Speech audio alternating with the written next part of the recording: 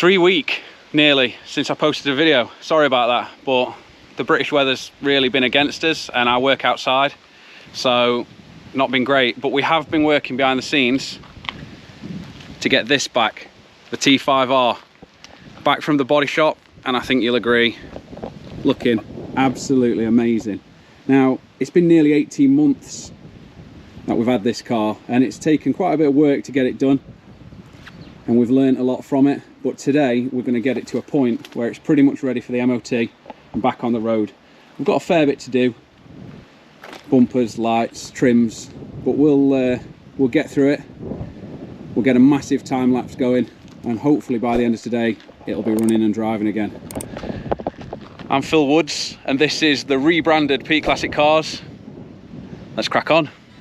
So, starting with the foam bumper like impact absorber, that just slots into place in the actual beam, and once that's in, we can then get the now rebuilt T-5R bumper in. Now, this bumper, it was in quite a bad way, and they are very, very rare. You can get like a fiberglass replica, but it's nice to have the original stuff if you can get it. So I'm really glad that we were able to get this bumper repaired, and you can't tell that it's been damaged now. It's been done really, really well. So all repaired, built back up again, and then ready to fit. Yeah, so it's actually held on with one bolt either side into the front wings, and then just a series of Torx bits across the top and underneath, behind the fog lamps and behind the front grille.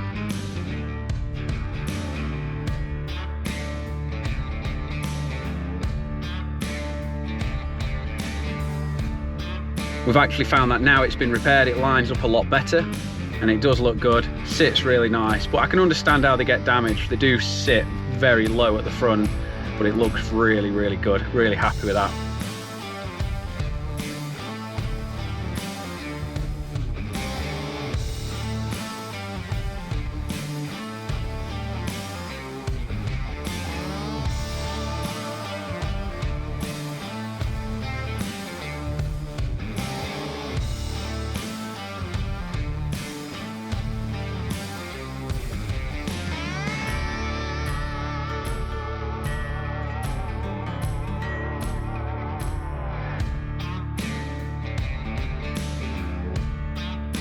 We're on to the indicators. These are really easy to fit.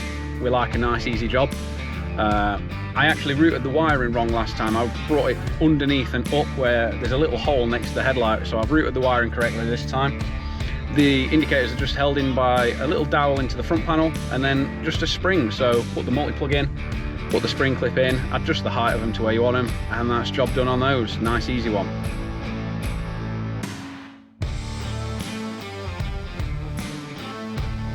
The trims under the headlamp are next, and these again couldn't be easier.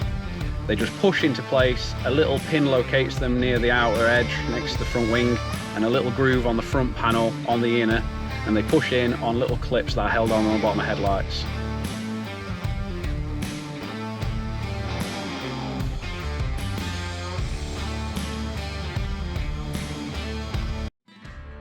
Onto the front grille. The front grille is a brilliant design. It's got little pins that go through into the bonnet, and then clips that slide over the pins and like slide sideways to lock them into place. So really quick, really simple to fit, and once it's on, it's not going anywhere. I really like this design.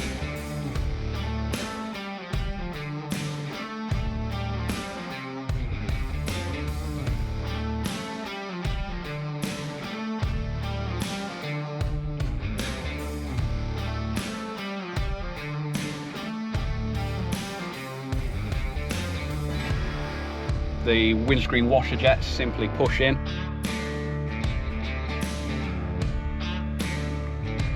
Onto the underbonnet sound deadening. The paintwork on the underbonnet looks amazing. It's as good as on the top, almost ashamed to cover it up.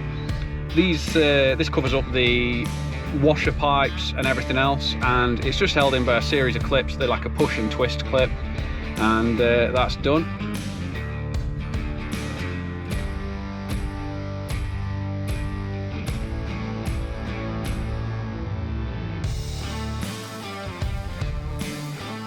And then onto the headlamp washer and wiper system. These are just 2 little 8mm bolts. We do actually have to find some trims to finish these, but that's a job for another day.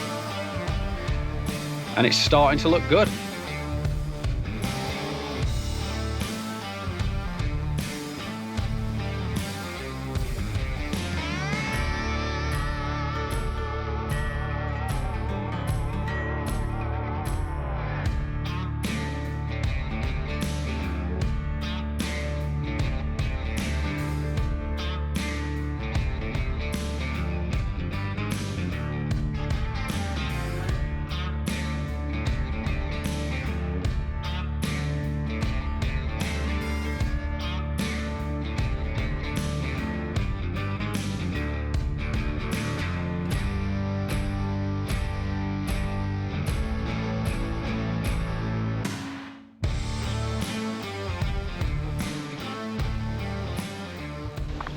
And just like that, it's done.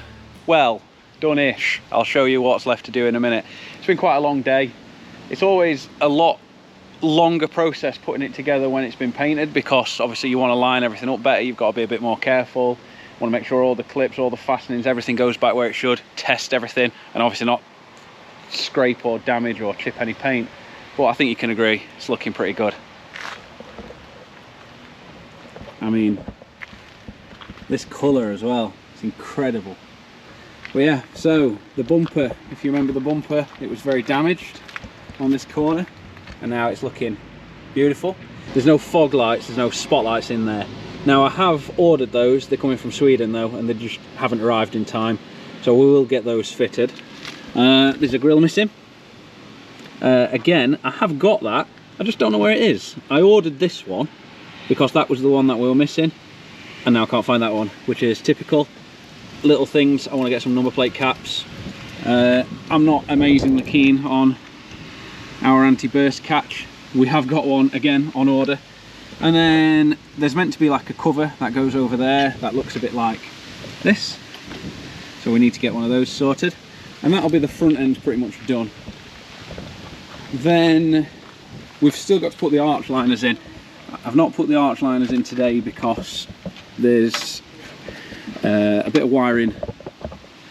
Basically, the bulb holder for the repeater is missing on this side, so I've not put the arch liner in, and as such it means there's no mudguard. Again, little things, get that sorted, no problem at all, and same on the other side. Electrically, we're absolutely spot on. Everything works, apart from spotlights obviously, and it just wants a damn good clean. Oh, petrol cap. I left the petrol cap at the paint shop. The paint shop took the petrol cap off to get a decent match on the paint, and I forgot to pick it up when I picked everything up. So there's that. And what else? Oh yeah, I need to get that repaired. That's great. So it's going to go back down to the body shop and get that repaired, and then we're going to get the whole car buffed, cleaned, polished. Inside is spot on, to be fair. Got a little bit of wear, but you know, nothing bad. I'm really pleased with this car. It's to say we've had it, well, 18 months, not 14 months. It's taken a bit of doing, but it is looking really good now, and it's so close to being done. It can go for its MOT very soon. Within the next couple of days it'll be going for an MOT, and then from there, finishing touches, a really good clean, and it'll be up for sale, which is a shame really. I know my miss really wants to keep it, and I can see why, to be honest. So yeah, if you've enjoyed this build series and following the Volvo along, please consider subscribing. It does help the channel out, helps me out. You might have noticed, as I mentioned before, a slight channel name change. Nothing's going to change really. It's just a name that I used to have when I had my own garage, which may or may not be a hint of things to come. So yeah, consider subscribing, click like on this video, comment down below what you think of the T5, what you'd have done differently, how you think it's turned out, and I'll see you soon. thanks for watching. Cheers.